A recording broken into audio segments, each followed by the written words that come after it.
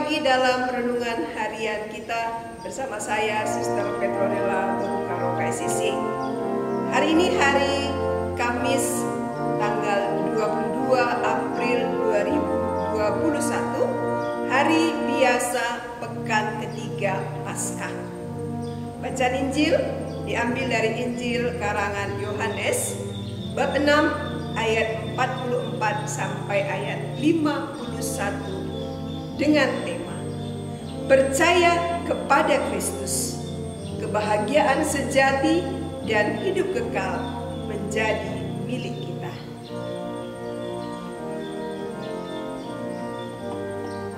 Tidak ada seorang pun yang dapat datang kepadaku jikalau ia tidak ditarik oleh Bapa yang mengutus aku, dan ia akan kubangkitkan pada akhir zaman.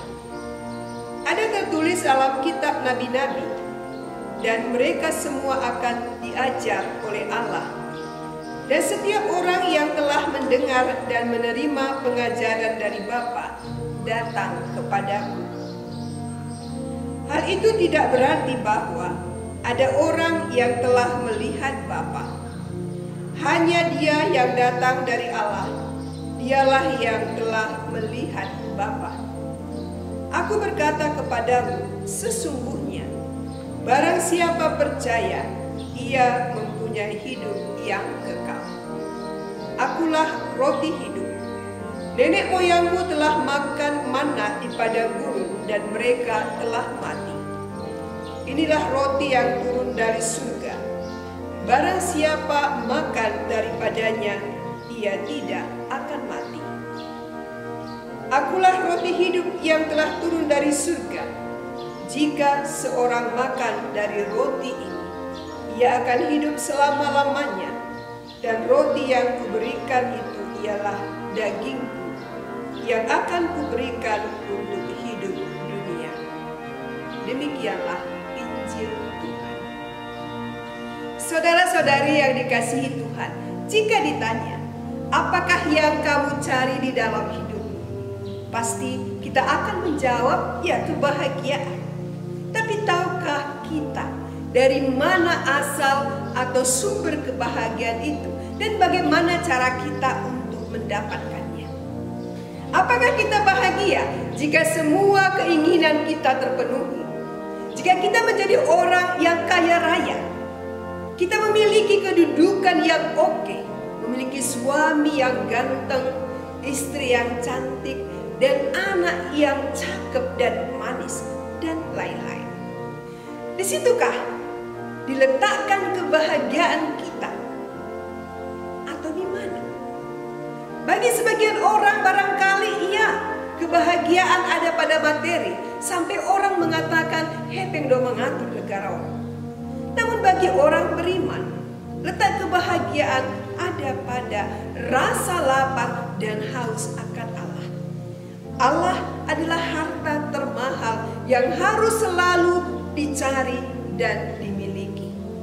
Saudara-saudari, dalam bacaan yang kita dengar dijelaskan bahwa orang-orang Yahudi bersungut-sungut muncul karena pernyataan Yesus bahwa Ia adalah roti yang turun dari surga. Mereka bersungut-sungut disebabkan karena pengenalan mereka akan Yesus hanyalah dari kriteria kemanusiaannya. Mereka mengenal Yesus sebagai anak Yusuf dari Nazaret, si anak tukang kayu yang miskin. Karena itu mereka mencibir ucapan Yesus yang mengatakan bahwa Ia telah turun dari surga. Maka Yesus menegur mereka dengan mengatakan, jangan kamu bersungut-sungut. Teguran ini bertujuan untuk mengajak mereka bagaimana seharusnya dan semestinya mereka mengenal Yesus, agar tidak terlalu menjadi perdebatan dalam usaha mengenal Yesus yang adalah roti dari surga. Saudara-saudari, sebenarnya persoalan bukan pertama-tama terletak pada pernyataan Yesus, melainkan pada ketidakmampuan orang-orang Yahudi memahami dan menerima pesan dari pernyataan pernyataan Yesus. Sebab hanya orang yang beriman yang dapat memahaminya. Hanya mereka yang diberi oleh Bapa kepada anak yang dapat menerima kebenaran pernyataan Yesus. Bagi mereka yang percaya, cukuplah mendengarkan dan membiarkan diri diajar oleh Allah. Maka mereka akan mengetahui kebenaran pernyataan ini. Maka Yesus menjelaskan harapan mereka yang salah tentang Yesus. Mereka mencari roti dan yang mereka utamakan adalah berkat duniawi dan kemakmuran. Kalau mereka sungguh-sungguh ingin mengikuti Yesus, seharusnya mereka menyerahkan diri kepada Dia dengan penuh kepercayaan. Tetapi orang itu tidak menyetujuinya. Mereka membandingkan Musa dengan Yesus. Musa mengaruniakan roti atau manna dari surga. Itu sesuatu tanda ajaib yang tiada taranya bagi mereka. Maka Yesus menerangkan bahwa leluhur mereka telah makan roti yang diberikan oleh Musa, tetapi kemudian mereka mati. Itulah tanda bahwa roti itu tidak mencukupi. Tetapi Yesus, Dialah manna yang sejati. Ia bukanlah memberikan manna, tetapi Dia sendirilah manna itu. Ia telah turun dari surga. Yesus menjelaskan kepada mereka bahwa tidak ada orang yang dapat datang kepada Yesus jikalau tidak dibawa oleh Bapa. Dan agar dapat percaya kepada Yesus, harus terjadi perubahan total dalam hati setiap orang. Bagi orang percaya, jelas Yesus adalah roti hidup. Roti itu lebih dari manna, karena orang yang makan roti itu akan hidup untuk selama-lamanya. Makan roti hidup yang telah turun dari surga membuat orang tidak hanya bertahan hidup, tetapi juga berkarya dalam hidup. Saudara-saudari, pada masa sekarang ini, banyak orang yang hidup untuk makan, bukan makan untuk hidup. Juga banyak orang yang memfokuskan diri mencari makanan duniawi dibandingkan dengan makanan rohani.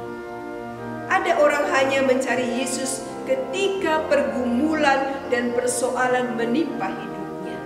Setelah ia lepas dari pergumulan, lupa datang kepada Yesus, bahkan mengucap syukur pun tidak. Ia datang kepada Yesus hanya ketika ia membutuhkannya. Banyak juga kita lihat yang disebut Kristen tomat. Hari Minggu tobat, Senin sampai Sabtu kumat. Atau Kristen kapal, sebentar tenggelam, lalu muncul, lalu tenggelam, yang hanya muncul di gereja pada saat Napas, yakni Natal dan Paskah. Yesus mengatakan, "Akulah roti hidup yang telah turun dari surga.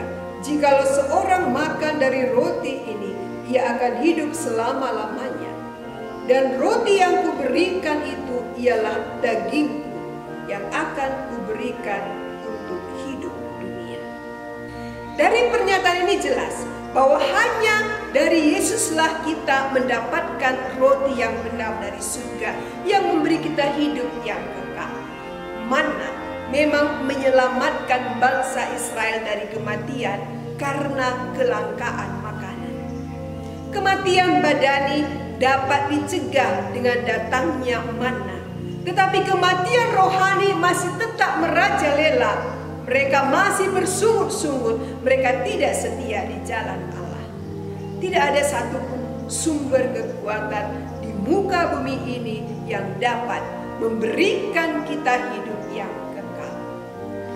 Hanya Yesuslah satu-satunya yang dapat memberikannya. Karena itu, tidak ada pilihan lain. Jika kita mengarahkan tujuan hidup kita kepada kebahagiaan yang sejati, yaitu hidup kekal bersama Yesus, percayalah kepadanya dengan sepenuh hati.